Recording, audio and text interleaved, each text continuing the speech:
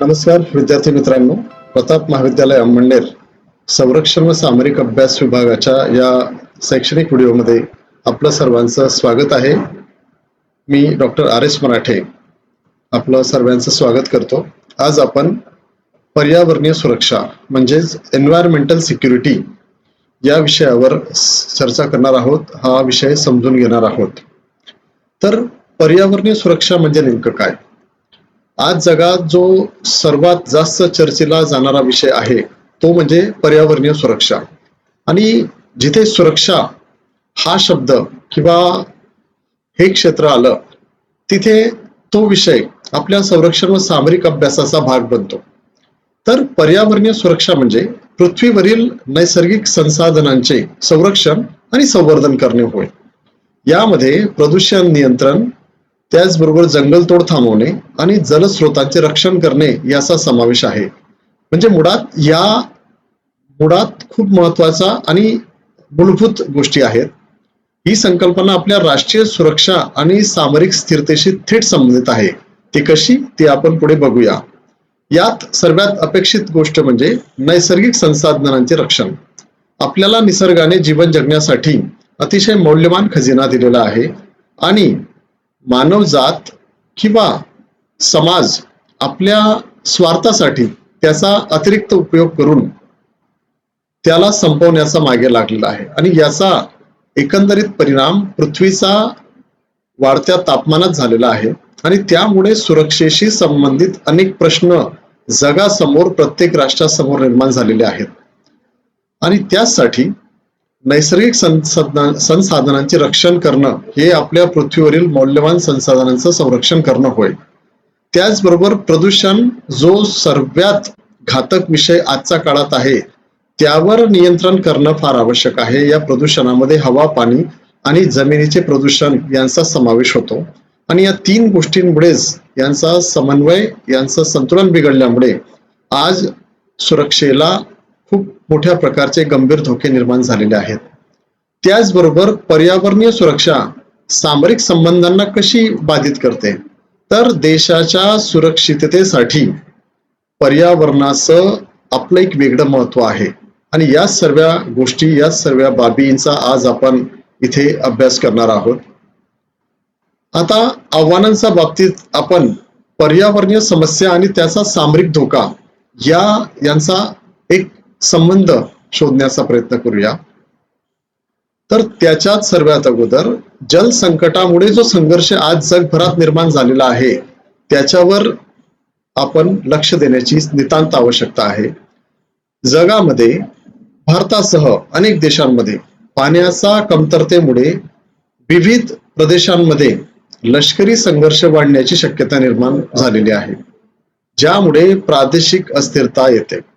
आपण जर फक्त भारताचं एक देश म्हणून उदाहरण घेतलं तर भारतात सुद्धा अनेक राज्यांमध्ये नदीच्या पाण्याच्या वाटपावरून अनेक वर्षांपासून संघर्ष पाहावयास मिळतो.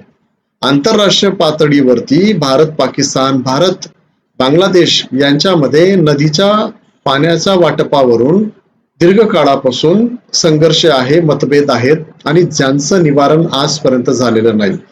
त्यामुळे या जलसंकटाचा थेट संबंध हा देशाच्या सामरिक सुरक्षेवरती होतो आणि हा एक नवीन सामरिक धोका म्हणून उदयास आलेला आहे. जिथे प्रत्यक्ष एखादी सीमारेषा ओलांडून युद्ध करण्याचा धोका आहे, त्यापेक्षा अदृश्य रूपाने पर्यावरणीय जी हानी दिवसेंदिवस होत आहे तिच्यामुळे पृथ्वीचं, निसर्गाचं जे संतुलन बिघडतंय, त्यामुळे निसर्गासोबत एका देशाच्या राष्ट्रीय सुरक्षा त्याचबरोबर सामरिक संबंधांना सुद्धा धोका पोहोचत आहे. दुसरं महत्वाचं कारण जंगलतोड आणि अन्न सुरक्षा. या दोन गंभीर भेडसावणारे बाबी आपल्या समोर आहेत. मानवाने आपल्या स्वार्थासाठी किंवा प्रत्येक शहरामध्ये वाढत्या शहरीकरणामुळे जंगलांची संख्या कमी होत आहे, प्रचंड मोठ्या प्रमाणामध्ये जंगलतोड होत आहे आणि त्यामुळे होतंय काय की जैवविविधतेचा नाश होतो आहे. ज्या जंगलांमध्ये सर्व प्राणी, कीटक या सर्व घटकांचं, पक्ष्यांचं, वनस्पतींचं अस्तित्व होतं आणि त्या जंगलातील जैवविविधतेमुळे संपूर्ण निसर्गाचं संतुलन अबाधित राहत होतं. अशा जैवविविधतेच्या मुळावरच मानवाने घाला घातलेला आहे आणि यामुळे फक्त जंगलच धोक्यात आलेली नाही, तर त्या जैवविविधतेच्या नाशामुळे अन्न सुरक्षा सुद्धा धोक्यात आलेली आहे, ज्यामुळे मोठ्या प्रमाणात लोकसंख्येला त्रास होऊ शकतो. या जगाची वाढती लोकसंख्या आणि तिला दैनंदिन जीवनात लागणारे अन्न याच्यात फार मोठी तफावत आहे आणि या सर्वांचं कारण आहे की पर्यावरणाचा जो काही नाश आपण सुरू केलेला आहे. काही देशांनी हेतुपुरस्सर त्यांचा आर्थिक विकासासाठी या गोष्टीकडे अगदी दुर्लक्ष केलेलं आहे. अजून एक मोठी समस्या पर्यावरणीय समस्येच्या बाबतीत आपण सांगू शकतो, ती म्हणजे हवामान बदलामुळे होणाऱ्या नैसर्गिक आपत्ती. दिवसेंदिवस हवामान बदलाचं संकट पूर्ण जगापुढे ठाकलेलं आहे आणि या हवामान बदलामुळे अनेक ठिकाणी पूर, दुष्काळ आणि वादळं यासारख्या नैसर्गिक आपत्तींचा खूप मोठ्या प्रमाणात धोका आहे आणि तो वाढत जातोय, ज्यामुळे पायाभूत सुविधांचं मोठं नुकसान होत आहे. एखाद्या पुराच्या प्रसंगी, मोठ्या वादळाच्या प्रसंगी लोकांच्या संबंधित लोकजीवनाशी संबंधित पायाभूत सुविधांचं फार मोठ्या प्रमाणावर नुकसान होतं आणि यामुळे त्यांचं जीवन आणि त्याचबरोबर देशाची सुरक्षा यावरही खूप मोठा वाईट परिणाम होतो. भारतातील पर्यावरणीय चळवळीचा इतिहास हाही एक महत्वाचा विषय आहे. आपल्याला ज्ञात असेल, आपण विद्यार्थी दशेत हायस्कूलला, माध्यमिक शाळेमध्ये चिपको आंदोलन बद्दल ऐकलं असेल किंवा अभ्यास केला असेल. 1974 साली स्थानिक नागरिकांनी झाडांना मिठी मारून त्यांचं संरक्षण केले आणि हे आंदोलन चंडीप्रसाद भट आणि सुंदरलाल बहुगुणा यांच्या नेतृत्वाखाली झाले, ज्यालाच आपण चिपको आंदोलन म्हणतो. यामध्ये कापल्या जाणाऱ्या वृक्षांचं संरक्षण व्हावं यासाठी नागरिकांनी समाजाने पुढाकार घेत हे आंदोलन चालवलं. वृक्षांचं रक्षण करण्यासाठी अहिंसक मार्गाने त्यांनी प्रतिकार केला. पर्यावरण संरक्षणासाठी सामाजिक आणि सामरिक जागरूकता वाढवली. स्थानिक समुदायांच्या शक्तीचे प्रतीक हे आंदोलन बनले आणि अशाच मोठ्या प्रमाणात या अहिंसक आंदोलनाची पर्यावरण वाचवण्यासाठी गरज असते. आपण नुकतंच नाशिक येथे आयोजित होणाऱ्या कुंभमेळ्याच्या साठी साधू मुनींसाठी एका विशिष्ट भागातील वृक्षांना तोडण्यासाठी सरकारने हालचाली केल्या, परंतु त्याला आपण तपोवन हा भाग म्हणतो. परंतु स्थानिक नागरिकांनी मोठ्या प्रमाणावर विरोध केल्यामुळे शेवटी सरकारने तेथील वृक्षांची कटाई करण्याच्या निर्णयाला स्थगिती दिली आणि पर्यायी जागा शोधू लागले. अशा प्रकारच्या नागरी आंदोलनाचा एक इतिहास आपल्या देशात आहे. अनेक ठिकाणी पर्यावरण वाचवण्यासाठी आता नागरी समुदाय चांगल्या पद्धतीने सहभागी होतोय. या चळवळीने केवळ पर्यावरण संरक्षणाचे महत्वच नाही, तर सामुदायिक कृतीची ताकदही दाखवून दिलेली आहे. जेव्हा लोक चांगल्या विधायक कार्यासाठी संघटित होतात, त्यावेळेस आपण पर्यावरणासह इतर अनेक विधायक बाबींचं संरक्षण करू शकतो. तर मग अशा या पर्यावरणीय सुरक्षेच्या बाबतीत जी काही संरक्षण धोरणं आहेत ती बघणं गरजेचं आहे. पर्यावरण संरक्षण कायदे. भारत सरकारने अनेक कठोर कायदे आणि धोरणे लागू केली आहेत जे पर्यावरणाचे संरक्षण सुनिश्चित करतात. आता भारतामध्ये गेल्या 2 दशकांपासून साधारणतः एखाद्या औद्योगिक विकासाच्या प्रकल्पाला सुरू करायचं असेल तर त्यासाठी हरित लवादाची किंवा पर्यावरण मंत्रालयाची NOC किंवा त्यांची परमिशन आवश्यक असते. पर्यावरणीय नियमांचं पालन करून किंवा त्या उद्योगामुळे पर्यावरणाचं नुकसान होणार नाही याची हमी झाल्यावरच पर्यावरण मंत्रालय किंवा संबंधित अथॉरिटी त्याला परवानगी देते आणि ही त्या बाबतीत एक चांगली गोष्ट आहे. परंतु तरी सुद्धा अनेक ठिकाणी त्याच्यात अनेकदा नियमांचं उल्लंघन झालेलं आपल्याला दिसून येतं. त्याचबरोबर वनसंवर्धन आणि जलस्रोत. आता पर्यावरण वाचवायचं म्हटल्यावर आपल्याला भू, जल आणि वायू यांच्यासोबत अनेक गोष्टींचा सहभाग याच्यात आवश्यक आहेत. वनसंवर्धन आणि जलस्रोत हे अशाच पैकी आहेत. जंगलतोड थांबवण्यासाठी आणि पाणी व्यवस्थापनासाठी विशेष प्रयत्न केले जातात, ज्यामुळे नैसर्गिक संतुलन राखले जाते. जंगलतोडीचं प्रमाण जर मर्यादित झालं. वाढत्या शहरीकरणाला जर वेगळ्या मार्गाने थांबवण्यात आलं तर भविष्यामध्ये जंगलांची जी कत्तल होणार आहे ती होणार नाही आणि ज्यामुळे पर्यावरणावर त्याचा फार सकारात्मक परिणाम होईल. त्याचबरोबर भारतासारख्या 140 कोटी लोकसंख्या असलेल्या देशाला रोज शुद्ध आणि पिण्याच्या पाण्याची जी आवश्यकता आहे ती तेवढ्या प्रमाणात सर्वांना पुरेसं स्वच्छ पाणी मिळत नाही आणि यासाठी पाणी व्यवस्थापनाचंही विशेष प्रयत्नांची आवश्यकता आहे. याचबरोबर प्रदूषण नियंत्रण हा एक महत्वाचा विषय आपल्या समोर आहे. उद्योग आणि वाहनांमुळे होणारे प्रदूषण कमी करण्यासाठी विविध उपाययोजना राबवल्या जातात, परंतु त्या पूर्णपणे प्रभावी ठरतात असेही नाही. अनेक ठिकाणी दिलेल्या नियमांचं उल्लंघन केलं जातं. वाहनांच्या बाबतीत प्रत्येक गाडी किंवा प्रत्येक वाहन PUC चेकिंग करून घेत नाही आणि यामुळे जे काही प्रयत्न कार्बन उत्सर्जन कमी करण्यासाठी शासन करत आहे त्याला कुठेतरी गालबोट लागतं आणि अशामुळे कार्बन उत्सर्जनचं प्रमाण संतुलित न झाल्यामुळे त्याचा गंभीर परिणाम हा प्रदूषण नियंत्रणावर होत असतो आणि त्यामुळे आजच्या काळातली सर्वात महत्वाची बाब म्हणजे हे प्रदूषण नियंत्रण व्हायला हवं. संरक्षण दलांमध्ये जागरूकता. सैन्य दलांमध्ये पर्यावरणीय जागरूकता आणि प्रशिक्षणाचे कार्यक्रम घेतले जातात ज्यामुळे ते पर्यावरणाचे रक्षण करण्यासाठी योगदान देऊ शकतात. खरं तर सैनिकांची जी काही भूमिका आहे ती देशाला परकीय शत्रूपासून वाचवणे तसेच अंतर्गत सुरक्षेमध्ये ज्या ज्या गोष्टी बाधक होत आहेत त्यांचा सामना करणे हे त्यांचं कार्य आहे. तरीही अनेक ठिकाणी पर्यावरणाच्या दृष्टीनेही त्यांची भूमिका ही मोलाची ठरते.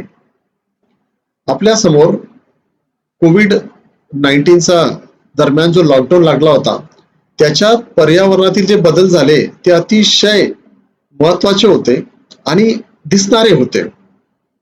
लॉकडाऊन दरम्यान जवळपास 1.5 वर्ष 2 वर्ष अकल्पित सकारात्मक परिणाम आपल्याला दिसून आले, अनपेक्षित परिणाम दिसून आले. या कोविड-19 लॉकडाऊनमुळे मानवी गतिविधी कमी झाल्याने पर्यावरणावर सकारात्मक परिणाम दिसू लागले. बघा, त्या काळामध्ये अगदी वाहनांवर बंदी, उद्योगांवर बंदी असल्यामुळे अनेक गोष्टी प्रदूषणाच्या बाबतीतल्या नियंत्रित होऊ लागल्या. प्रदूषणामध्ये प्रचंड प्रमाणात घट झाली. वाहनांच्या धुरामुळे जे वायू प्रदूषण होते ते वायू प्रदूषण अतिशय लक्षणीयरित्या कमी झाले, कारण वाहनांवर म्हणजे सरकारी वाहनांवर आणि खाजगी वाहनांवर दोघांवर बंदी होती. रेल्वे बंद होत्या, सरकारी बसेस बंद होत्या, खाजगी वाहनं बंद होती आणि याचा परिणाम असा झाला की अचानक कार्बन उत्सर्जनाचं प्रमाण अचानक थांबल्याने प्रदूषणामध्ये प्रचंड प्रमाणात कमतरता आली. त्याचबरोबर उद्योगधंदे बंद असल्याने नद्यांमधील प्रदूषण कमी झाले, पाणी स्वच्छ झाले. नाहीतर आज आपण दिल्लीतल्या यमुना नदीचं उदाहरण घेतलं तर ही नदी अतिशय प्रदूषित झालेली आहे. गंगा नदीचंही उदाहरण आपल्या समोर आहे. अनेक उद्योगांमुळे आणि नागरिकांच्या काही सवयीमुळे ह्या नद्या खूप प्रदूषित झालेल्या आहेत, तिथले पाणी फेसाळ झालेले आहे. आणि याच दरम्यान या लॉकडाऊनच्या काळामध्ये निसर्गाची एक फार मोठी भरभराट आपल्याला बघायला मिळाली. प्रदूषण कमी झाल्यामुळे, नद्या स्वच्छ झाल्यामुळे पक्ष्यांचा किलबिलाट वाढला आणि नैसर्गिक परिसंस्था सुधारू लागल्या. म्हणजे जी जैवविविधता हानी पोहोचवण्याच्या कारणामुळे कुठेतरी बाधित होत होती त्या ठिकाणी पुन्हा एक नवीन आशा निर्माण झाली आणि पक्ष्यांच्या किलबिलाटसह प्रदूषण कमी झाल्यामुळे, पाणी स्वच्छ झाल्यामुळे पुन्हा आपले पर्यावरण खूप स्वच्छपणे आपल्याला स्पष्ट जाणवू लागले. ग्लोबल वॉर्मिंग आणि ओझोन थराचा नाश. आता जागतिक समस्येच्या बाबतीत पर्यावरणीय सुरक्षेचा संबंध जोडताना सर्वात महत्वाचा जो मुद्दा आहे तो म्हणजे ओझोन थराचा नाश आणि तोही ग्लोबल वॉर्मिंगमुळे. यात सर्वात प्रथम आवश्यक घटक जो आहे, जो जबाबदार आहे तो म्हणजे औद्योगिक प्रदूषण. औद्योगिक क्रांतीमुळे वातावरणातील ग्रीन हाऊस वायूंचे प्रमाण वाढले, ज्यामुळे पृथ्वीचे तापमान वाढायला लागले आणि या वाढत्या तापमानामुळे ग्लोबल वॉर्मिंगचं प्रमाण प्रचंड प्रमाणात वाढून त्याचा धोका हा नैसर्गिक परिसंस्थांसोबत ओझोनचा थरावरही पडू लागला. पण नेमका ओझोनचा थराचा धोका कसा वाढला तर क्लोरोफ्लोरोकार्बन्स, ज्याला आपण CFCs या नावाने ओळखतो, यासारख्या रसायनांमुळे ओझोन थर विरळ होत आहे, ज्यामुळे हानिकारक अतिनील किरणे पृथ्वीवर पोहोचत आहेत आणि यासाठी जबाबदार औद्योगिक प्रदूषणाबरोबर नागरी जो काही तंत्रज्ञानाचा वापर आहे, उदाहरणार्थ आपण दैनंदिन जीवनात रोज फ्रीज, अनेकदा रेफ्रिजरेटर्स, फ्रीज वगैरे हे कित्येकदा उघडतो आणि दरवेळेस जेव्हा आपण ह्या फ्रीजला उघडतो तेव्हा त्याच्यातून हा क्लोरोफ्लोरोकार्बन रिलीज होतो. याच बाबत अनेक अजून जे काही इक्विपमेंट आहेत जे मानवाने आपल्या भौतिक सुखासाठी निर्माण केले आहेत, या सर्वांचा त्याच्यात वाटा आहे आणि त्यामुळे हा ओझोनचा जो थर आहे याला धोका पोहोचतोय. संरक्षण धोरणांमध्ये समावेशाच्या बाबतीत आपण सांगू शकतो की या जागतिक धोक्यांचा सामना करण्यासाठी संरक्षण क्षेत्रांमध्ये किंवा संरक्षण धोरणांमध्ये पर्यावरणीय घटकांचा समावेश करणं अत्यंत महत्वाचं आहे आणि त्याचंच हे परिणाम आहेत की आज आपल्याला संरक्षण आणि सामरिक अभ्यासाच्या दृष्टिकोनातून राष्ट्रीय सुरक्षा आणि आंतरराष्ट्रीय सुरक्षेचा अभ्यास करताना पर्यावरणीय सुरक्षा अभ्यासनं अतिशय क्रमप्राप्त आहे, आवश्यक आहे. किंबहुना पर्यावरणीय सुरक्षेचा विषय केल्याशिवाय राष्ट्रीय सुरक्षा किंवा आंतरराष्ट्रीय सुरक्षेची संकल्पना पूर्ण होऊ शकत नाही. एवढं महत्व आज पर्यावरणीय सुरक्षेला प्राप्त झालेलं आहे. पर्यावरणीय सुरक्षेचे सामरिक महत्व आपण बघूया तर पर्यावरणीय सुरक्षा आणि सामरिक अभ्यास यांचा संबंधाबाबत मी आताच बोललो. तर यामध्ये 3 महत्वाच्या गोष्टी आहेत ज्यामध्ये संसाधन संरक्षण, आपत्ती तयारी आणि सामरिक धोरण. नैसर्गिक संसाधनांचे संरक्षण ही केवळ एक पर्यावरणीय जबाबदारी नाहीये, ही एक मानवीय जबाबदारी आहे जी देशाची सामरिक ताकद वाढवण्यासाठी देखील आवश्यक आहे.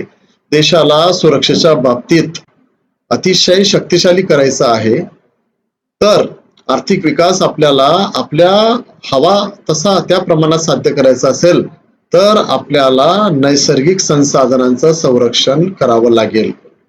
140 कोटींच्या देशाला संसाधनांचा पुरवठा करताना भविष्यातील येणाऱ्या पिढ्यांना ते पोहोचले पाहिजे ही काळजी आपल्याला आजच्या समाजाला घ्यावी लागणार आहे आणि त्यासाठी हे नैसर्गिक संसाधन फार आवश्यक आहे. पर्यावरणीय आपत्तींचा सामना करण्यासाठी लष्करी तयारी आणि राष्ट्रीय सुरक्षा धोरणांमध्ये पर्यावरणीय धोक्यांचा समावेश करणे महत्वाचे आहे. आज देशाच्या अंतर्गत अनेक ठिकाणी खूप मोठ्या प्रमाणावर नैसर्गिक आपत्तींचा सामना आपल्या मानवी समाजाला, देशाला करावा लागत आहे आणि अशा आपत्तींचा सामना करण्यासाठी मग आपल्याला पुरेशी लष्करी तयारी ही आवश्यक आहे आणि त्यासाठी आपल्या राष्ट्रीय सुरक्षा धोरणांमध्ये पर्यावरणीय धोका आणि त्या धोक्याचे परिणाम आणि त्याच्याशी लढण्याच्या युक्ती या सर्वांचा समावेश फार महत्वाचा आहे. पर्यावरण सुरक्षेबाबतीत नागरिकांची जबाबदारी बद्दल आपण काय करू शकतो, आपण नागरिक समुदाय यात फार मोठं योगदान देऊ शकतो. तर त्यात सर्वात अगोदर जी सर्वात छोटी गोष्ट परंतु ती फार मोठी आणि अवघड आहे ती म्हणजे झाडे लावणे आणि जगवणे. जितक्या जास्त प्रमाणात आपण झाडं लावू तेवढी शुद्ध हवा आपल्याला निसर्ग प्रदान करेल आणि त्याचबरोबर ती लागलेली वाढलेली झाडं पर्यावरणाचे संतुलन राखण्यामध्ये खूप मोठी मदत करतील. त्यासाठी प्रत्येक नागरिकाची ही जबाबदारी आहे किंबहुना कर्तव्य आहे मोठ्या प्रमाणावर की त्यांनी जास्तीत जास्त प्रमाणात झाडं वृक्ष लावली पाहिजे, ती जगवली पाहिजे, ती टिकवली पाहिजे. त्याचबरोबर नागरिकांची दुसरी जबाबदारी म्हणजे प्रदूषण कमी करणे. त्यात खास करून कचऱ्याची योग्य विल्हेवाट लावून ऊर्जा बचत करून प्रदूषण कमी करता येईल. ज्या वाहनांचा आपण वापर करतोय त्याचा वापर आपण कमी करावा. त्याचबरोबर घरात जी वीज आहे तिचा वापर कमी करावा. पेट्रोल, डिझेल, गॅस यांचा वापर मर्यादित करून त्याच्या संतुलन राखावे. ओला कचरा, सुका कचरा याची योग्य विल्हेवाट लावून आपण या तिन्ही प्रकारांमध्ये खास कर भू, जल आणि हवा या 3 प्रदूषणांना खूप साऱ्या प्रमाणावर संतुलित करू शकतो. त्याचबरोबर पर्यावरणाच्या बाबतीत जागरूक राहणे फार गरजेचं आहे. फक्त 5 जून रोजी पर्यावरण दिवस असतो म्हणून एका दिवसात आपण पर्यावरणाविषयी गंभीरतेने विचार करणं एवढंच पुरेसं नाहीये. तर त्या निमित्ताने पर्यावरणाचं महत्व इतरांना सांगून स्वतःही त्या बाबतीत समाजाला आपलं योगदान काय आपण देऊ शकतो याच्यावरही नागरिकांना विचार करण्याची गरज आहे. त्याचबरोबर आपल्याला निसर्गाने नैसर्गिकरित्या जे जलस्रोत दिलेले आहेत त्यांचं संवर्धन, त्यांना जपणं हे आपलं मूलभूत कर्तव्य आपण समजायला हवं. पाण्याचा जपून वापर केला पाहिजे आणि त्याचबरोबर जे जलस्रोत आहेत त्यांचं संरक्षण करणं गरजेचं आहे. कुठे ते प्रदूषित होणार नाही, दूषित होणार नाहीत किंवा अतिरिक्त वापर त्यांचा होणार नाही ही काळजी मानवी समाजाला घ्यावी लागणार आहे. एकंदरीत सामरिक स्थिरतेसाठी पर्यावरणीय सुरक्षा आवश्यक आहे. म्हणून प्रत्येकाने आपल्या जबाबदाऱ्या सकारात्मकपणे पार पाडणे खूप महत्वाचे आहे. त्यावरच देशाचा राष्ट्रीय विकास, राष्ट्रीय सुरक्षा अवलंबून आहे. शेवटी निष्कर्षात आपण हे सांगू शकतो की पर्यावरणीय सुरक्षा ही केवळ नैसर्गिकच नव्हे तर सामरिक गरज सुद्धा आहे आणि संरक्षण आणि सामरिक अभ्यासामध्ये पर्यावरणीय घटकांचा समावेश करणं अनिवार्य आहे. आणि त्याचबरोबर प्रत्येक नागरिकाला आपल्या विषयातून पर्यावरण वाचवण्यासाठीची प्रेरणा देणं, आवाहन करणं हे प्रत्येकाचं कर्तव्य आहे. आणि पर्यावरण टिकलं तरच मनुष्य जाती, मानवजाती टिकेल आणि आपण या पर्यावरणाला होणाऱ्या वाढणाऱ्या प्रदूषणाला नियंत्रित करून, कमी करून, संतुलित करून आपण आपली ही पृथ्वी आपल्या सर्वांच्या राहणं योग्य बनवू शकतो आणि ज्यामुळे सर्व मानव जातीसोबत देशांचा आर्थिक, सामाजिक आणि सामरिक विकास हा निश्चितपणे आहे. तर आजपासून आपण संकल्प करूया की आपण पर्यावरणाचे रक्षण करून देशाची सुरक्षा मजबूत करूया. धन्यवाद.